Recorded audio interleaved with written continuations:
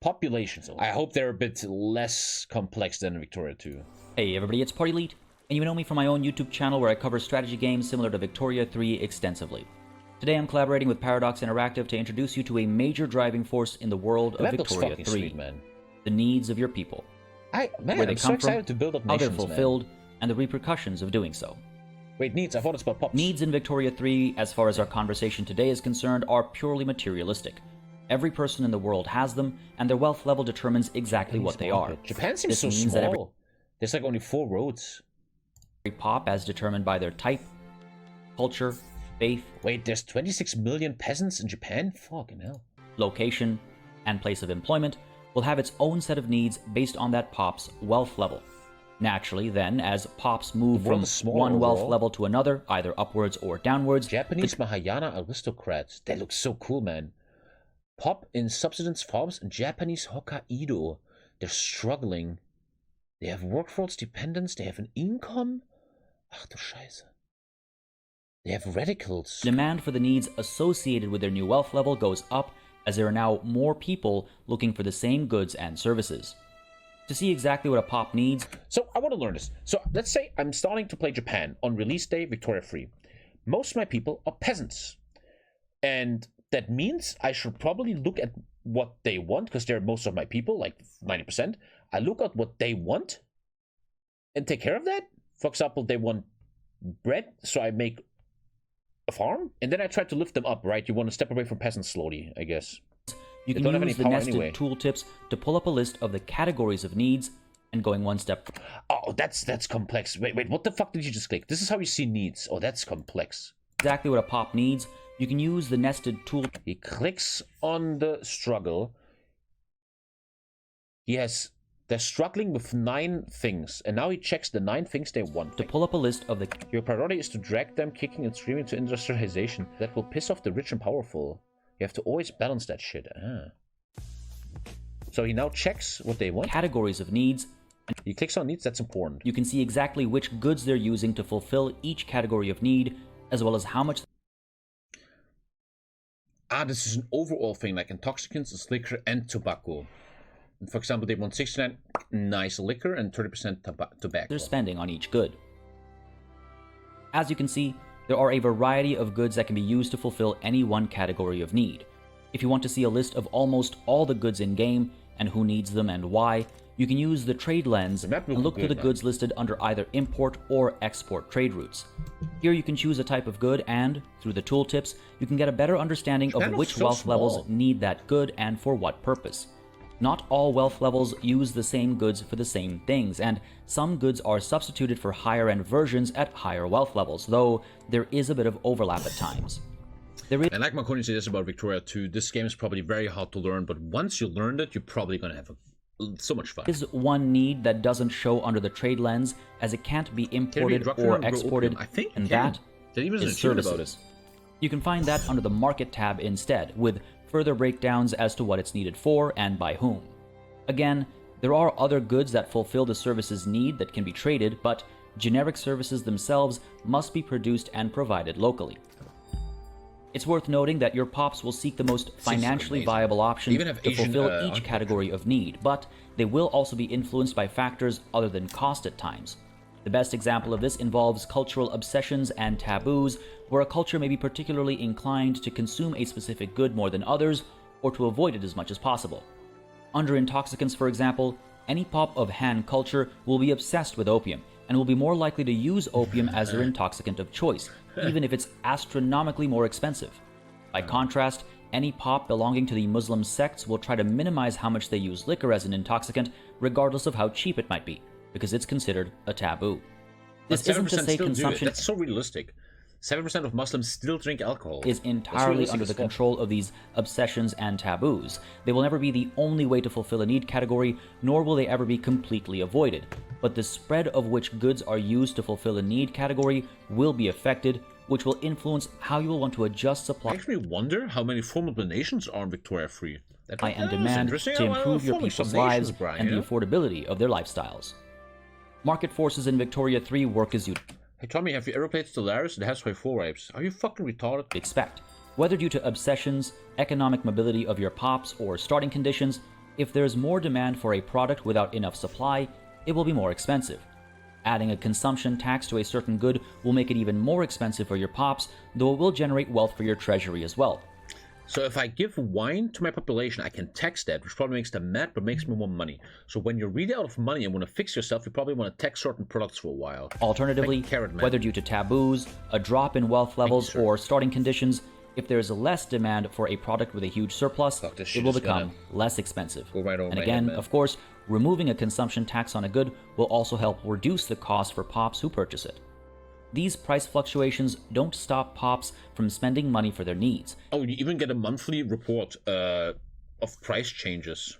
Even if it means eating into their... I feel like if you min-max this like hard, like you're a bit of a freak in your brain and you're like playing the market really nice, you probably make shit on money. Accumulated wealth and dropping in wealth levels as a result, slowly getting... I'm also feeling there's an exploit somewhere there. Someone is gonna find an exploit, man. Like 1 week later, some YouTuber already more has an and more radicalized event. Like Spiffing Brit is like, so hello everybody, welcome. I like tea. This is how I sold grain to the whole world and made billions. Actually turning their displeasure into violence. Depending on the type of society you're trying to build, you'll want to prevent these drops in wealth levels among your various pops, and so it's essential that you maintain or improve supply levels to meet demands. You can't let goods get too cheap either though. That will hurt your GDP and rank, and it'll reduce the profitability of buildings in your nation, which means they won't actually be able to pay wages, ultimately destroying your economy. Yeah, that's what they've talked about. If you don't take care of that, you fucking lose everything. Damn, the map looks so good. Supply can be done either internally, by changing production levels at home, or it can be done with the help of external forces, using trade. Ultimately, you need to find the perfect balance between keeping buildings profitable and paying wages, and keeping the cost of goods low so that some of those wages can be kept as savings for pops you want to empower. But which pops do you want to empower? Well, that's where interest groups come in, a topic we'll discuss in the next video. Income. We'll be discussing where it comes from, what it affects, and where it goes. I guess it comes from capitalists and bureaucrats and taxes and shit, right? First, it's important to understand that the population of your nation is composed of pops of different categories. They are grouped together based on their type, and further, their culture, faith, location, and place of employment, with standard of living, accumulated wealth, and income of your people tracked along the lines of these groupings. And it's worth noting, however, that these groups are further divided in a few different ways, but what's most relevant to us today is the division between workforce and dependence. They look really German. The workforce is the part of the pop group that is able to work, taking on jobs to generate the bulk of the pop group's income. Dependents are families of these workers who are not able to work for one reason or another. They might have been maimed in battle, or perhaps your nation's laws prevent them from working because they are... Oh, look at this. Politics, power, economy, and human rights. Ah, look at that. That's what I just looked at Wiki too with the reforms and stuff like that. Ah, interesting. Women, or children, or perhaps colonial too old. affairs. Dependents are still able to generate some amount of income, but they only do so for specific pop types and at a fraction of what somebody in the workforce earns. Between the workforce and the dependents, you'll see income of a few different kinds, further influenced by the pop type and wealth level. You know when you're in school and your friend is next to you and he's like, yo bro, you understand the shit? And you're like, yeah, sure, I'm not stupid, right? But you're like, that's me right now. What the fuck's he talking about? Dependent wages are, as described earlier, the marginal income generated by qualifying family members of the workforce, only available to specific pop types. Interest, meanwhile, is generated as income for people who have lent money to the government. That's you. This form of income really only comes up when your nation has used up all of its gold reserves and is relying on loans from the populace to stay afloat. Not a sustainable approach, but the moneylenders will happily collect. Friends in school. Finally, subsistence output, wages, and dividends are the three forms of income that the workforce generates that you'll have more direct control over right from the start of your game, and they're determined by the population type and the building. This is going to be a game where I just try stuff and it randomly works. Like, stuff is going to work after a while and I don't even know why it at works. Which they work. Each building in Victoria 3 employs multiple different types of pops. The types are determined by the building itself and by the production methods you've set it to use. By building specific buildings and setting their production methods in specific ways, you can... look, it's a building, a mine, and then step by step you can improve it. But later, they get the steam donkey. Have a direct influence over which people are getting job opportunities and how wealth is distributed in your nation. It's important to note, however, that just because a pop is employed doesn't mean they're making good money. While military and government employees have their wages determined by your own policies in the budget screen, private sector employees receive wages based on how well their employing building is performing and their role at the building. Owners of a building, as determined by the ownership production method, will...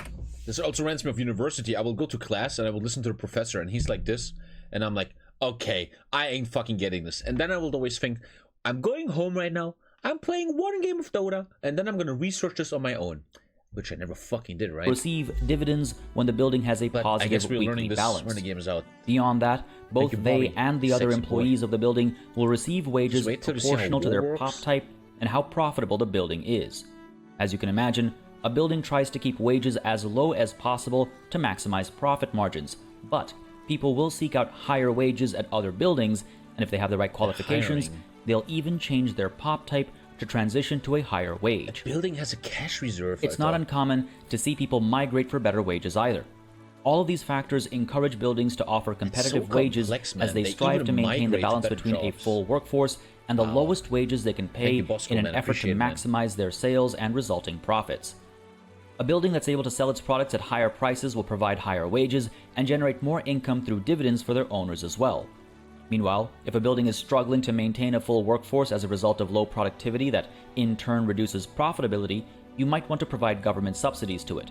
This helps the business cover its costs so that wages still get paid, and while it means the national treasury is taking a bit of a hit, it might be just the boost a business needs to become successful, and it might be the difference between starvation and stability for the people who would otherwise be laid off or underpaid by the building. Monday, look, there's morning, afternoon, and night. That's interesting. Output, meanwhile, comes from subsistence farms on unused arable land, providing an additional form of income. Subsistence output is generated through the sale of products directly by the peasants working the farms. It only applies to the peasants working at subsistence farms, and it is a marginal amount to help keep. It only applies to the peasants working. Wait, oh no, he needs to scroll down or something, right? I hope that's not the slave icon, at subsistence farms, and it is a marginal amount to help keep them afloat.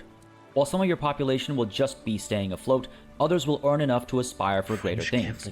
One of the major impacts of income kicks in when it is higher than a particular pop group's expenses by a significant margin. As this surplus income accumulates, you'll see the pop group make progress towards the next wealth level higher up.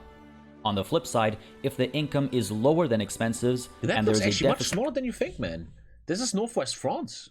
The map is much smaller than you think, man. Net income, you'll see progress towards the next wealth level lower down. Something in Europe or Japan. Wealth level is the biggest determining factor in a pop group's standard of living, and each pop group has an expectation for the lowest their standard of living should be.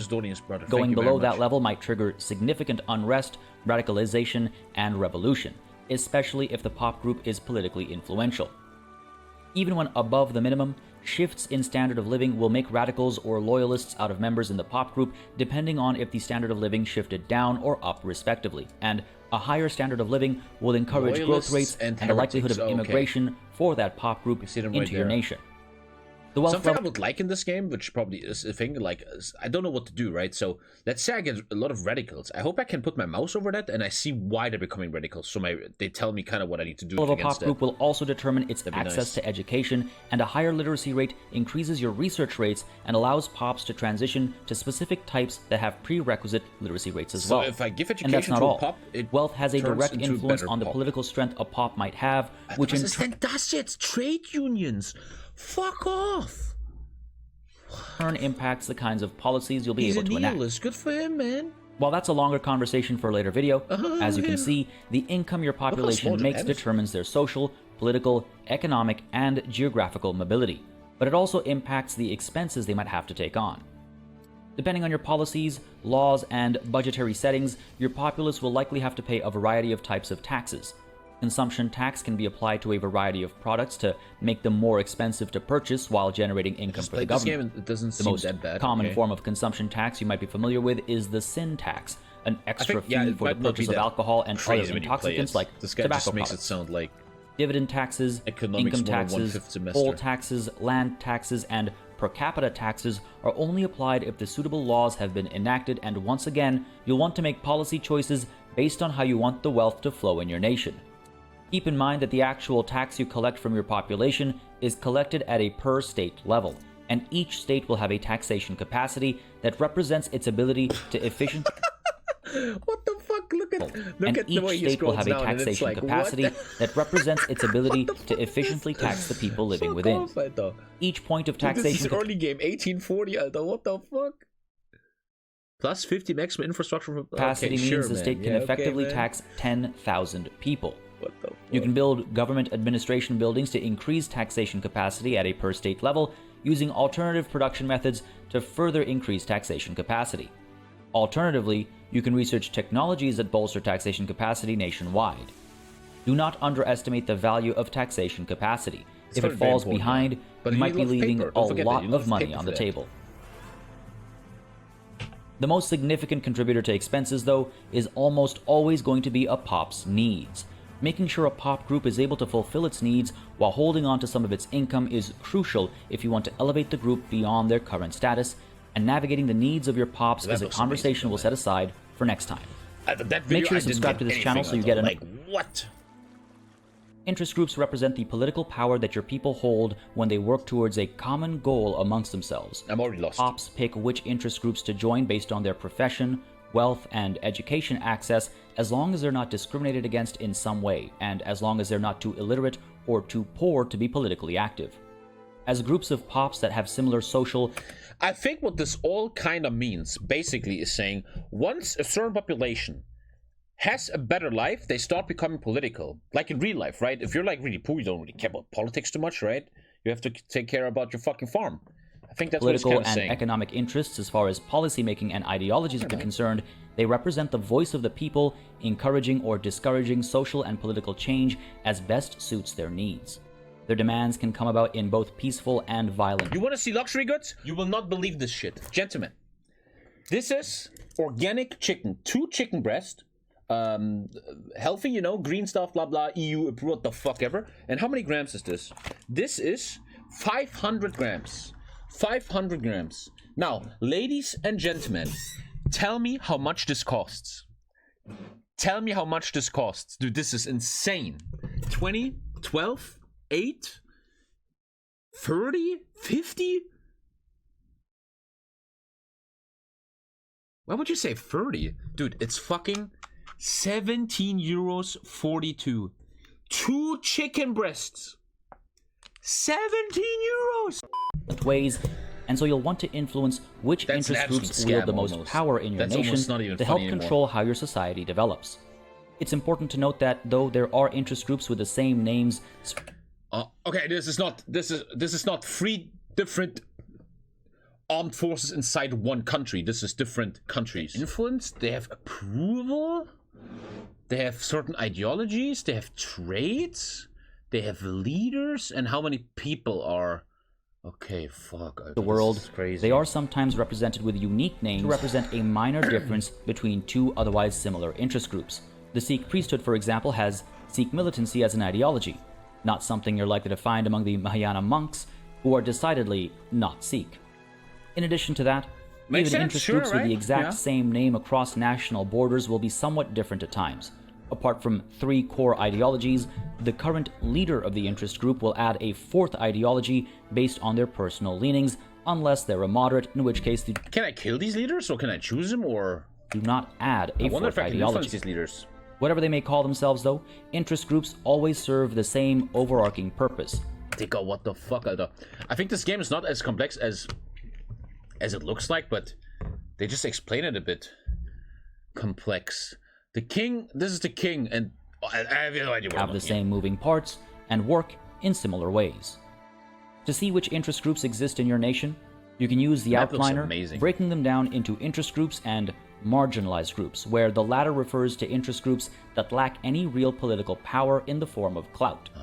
Each interest group has a certain amount of clout, an approval level, ideologies, traits, and a leader. Ideologies, as discussed previously, come as 3 core aspects plus 1 from the current interest group's leader, and they represent which laws an interest group opposes, endorses, or is ambivalent about. It looks like the game is a lot about keeping the balance of happiness in your country.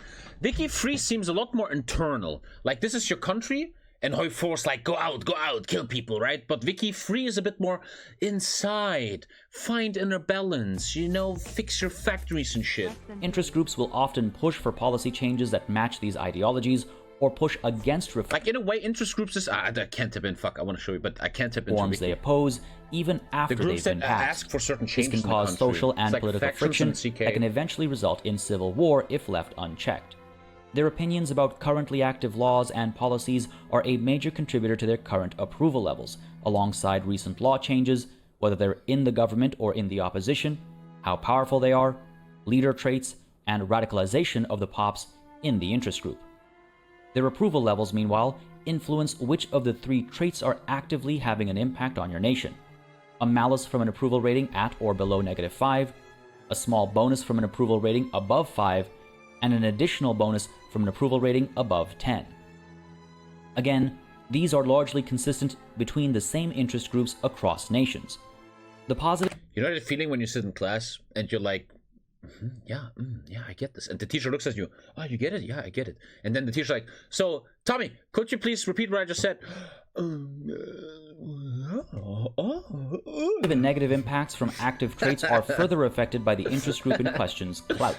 This is a measure of the interest group's political strength as a percentage... You know, there's different types of learning in the world, and I'm a guy, I want to learn by doing. I want to play this, you know? ...of the total political strength of your pops across all interest groups, whether they're marginalized or not. Which page? What page are we on? Political strength is generated through votes in an election where applicable, though it's primarily generated through politically active pops and their collective wealth, though pops have... So, like 10 capitalists are much stronger than 100 peasants. They have more overall clout because their wealth attributes into overall power. Less than expected. So I should not care, like Marconi always says, you shouldn't care about poor people in this game. Like, fuck the peasants, they don't really matter. You want to make the oligarchs and shit happy, right? Unincorporated states, and more than the expected in the capital state. This means, then, that the number of pops in an interest group, Germany? Oh, I'm gonna do their that. wealth levels... I want to know, how would you play a technocrat in this game? I guess you need the pop that makes technocracy, like the clerks. And their location all play a role in how much clout an interest group has, which in turn determines whether they are powerful. But I'm a streamer. I never. I want the stream always to be a genuine reaction, so I'm not playing Wiki Free without you guys.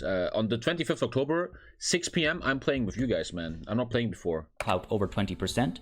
Influential. Intelligista, it's literally on the stream. Intelligista, they're the researchers. Oh, we're doing technocracy. With clout below 20%, or marginalized with clout below 5%. Clout also directly impacts how likely a policy change is to happen, as the sum of the clout of interest groups that support the change represents the percentage chance of the change going through each cycle. But that's a conversation for later. It's important to keep in mind, though, that if you do want to push for a policy change, at least one of the interest groups that endorses it needs to be in your government. If they aren't, you'll need to reform your government to include them, sometimes at the cost of your government's legitimacy. Look, it looks actually like a mobile game. Look, it looks so complex, but it's not. This button makes interest groups join a government, and this makes them go away. That's very easy. That looks so mobile gamey, man. Of how your current policies match up with the interest groups that are in the government. You cannot bring marginalized groups into the government, though, so you'll have to improve their clout before you can do so.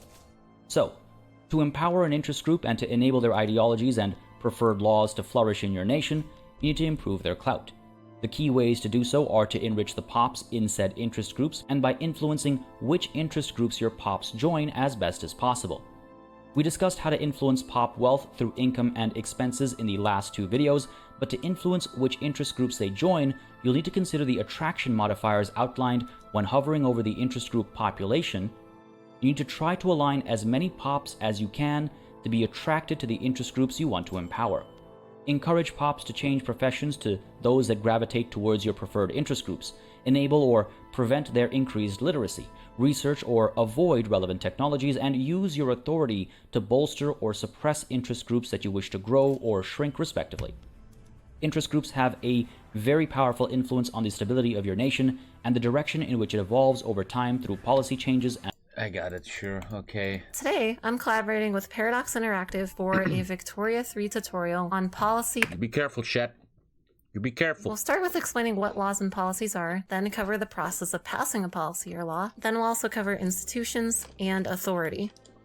The laws in the politics screen lets us have a good look at 3 different categories. The power structure category, which affects what pops can vote, what pops are discriminated against, and even the structure of your government itself. The economy category, which controls the laws around your nation's taxation and trade policies, and what it spends on healthcare, schooling, policing, and even its colonization policies. And the human rights category, affecting freedom of speech laws, welfare, working conditions, and the rights of women and children. All of these laws and policies are vitally important to the lives of your pops, and define the character of your country as the game progresses. To pass a law in Victoria 3, at least one interest group in your government must endorse the law for it to be an option to be passed. If the interest groups in your government don't endorse the law or policy you want to pass, you can reform the government to add an interest group, potentially at the cost of your legitimacy. If the interest group you want to add to your government happens to be a marginalized interest group, however, you first need to bolster their clout before reforming the government to add them. Then you can begin the process of enacting the law.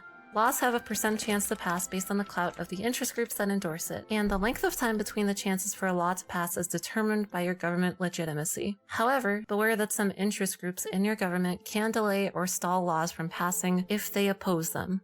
Some laws also enable institutions. Institutions allow countries to provide an assortment of services to their citizens, from school and healthcare systems to law enforcement. Institutions cost a certain amount of bureaucracy to enable an upgrade, which is based on the population count of the incorporated territories in your country, excluding colonies and other unincorporated territories. If you run low on bureaucracy, you can also generate more from building additional government administration buildings. And institutions can be upgraded at an additional cost to provide better bonuses to a max of level 5. The specific effects of Well, I'm going to play technocratic, so probably clicking these buttons is like really cool for me. I guess education, the institution is determined by the law passed as well. For example, private healthcare provides a reduction in mortality based on wealth, while public healthcare provides a reduction in mortality regardless of wealth. But what if you want to personally exercise your power as a ruler without using laws or policies? That's where authority comes in. Authority is the capacity your government has to perform certain actions. These fucking numbers, man. What the fuck? I'm doing fucking physics class in university, bro. I'm playing video games because I'm a retard. Why the fuck? What is this, man? Outside right of assembly. Mass communication. Of its normal function, like taxing specific goods or influencing individual interest groups. And generally, more repressive societies will generate more authority, so it's a trade-off between personal liberties and the ability to directly affect your country. Sorry, for player, make a division, you fuck people up. What are you talking about? And its pops. Decrees are a useful tool to further achieve a country's goals. If a player wants to incentivize migration somewhere, the Greener Grass campaign increases migration attraction by 50%. Or, if a player is planning on declaring a war, enlistment efforts can temporarily increase the amount of conscripts a state provides, and speeds up the process of training them. In the next video, we'll cover using diplomatic plays to set the stage for wars, as well as diplomatic actions. Fuck these videos, man. I feel dumber than before watching them. What the hell? What are you still doing here, mate? Jeez! Well, if you want to see more, click these videos. Have fun. Looking good, boy.